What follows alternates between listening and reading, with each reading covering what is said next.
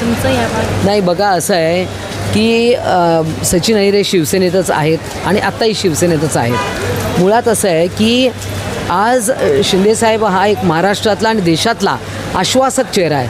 त्यांच्याकडे पाहून आज लोक आमच्याकडे येत आहेत, ही मोठी आनंदाची गोष्ट आहे आणि आम्ही सगळ्यांचं स्वागत करतो. आम्ही कोणाला गेट आऊट नाही म्हणत, हाच फरक आहे. आणि त्यामुळे लोकांना जर का वाटत असेल की शिंदेसाहेब इज अ परफॉर्मर, सर्वांना संधी देतात, सर्वांना न्याय देतात, तर मग का आम्ही थांबवायचं त्यांना? दुसरीकडे चेंबूरमध्ये झाड पडलं आहे. हो. मुलाचं 11 वर्षाच्या मुलाचं मृत्यू झाला. तुम्हाला असं वाटतंय का BMCने कुठे हलगर्जीपणा केला? नाही, हे बघा, हे जे ट्री अथॉरिटी आहे, मला वाटतं ही ट्री अथॉरिटी आहे ना, यांनी या स्वतःच्या पूर्ण फंक्शनिंगमध्ये आमूलाग्र बदल केले पाहिजे. वृक्ष छाटणी वेळेवर होत नाही. त्याच्यानंतर त्याला काही प्रमाणात दुकानदारसुद्धा अशा पद्धतीचं पॉयझन टाकतात मुळाशी.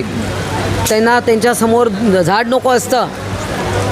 बऱ्याचशा गोष्टी आहेत, त्याला अनेक लोक जबाबदार आहे.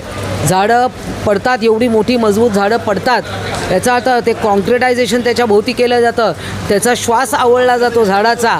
हे सगळं याची एक कार्यप्रणाली ठरवली पाहिजे.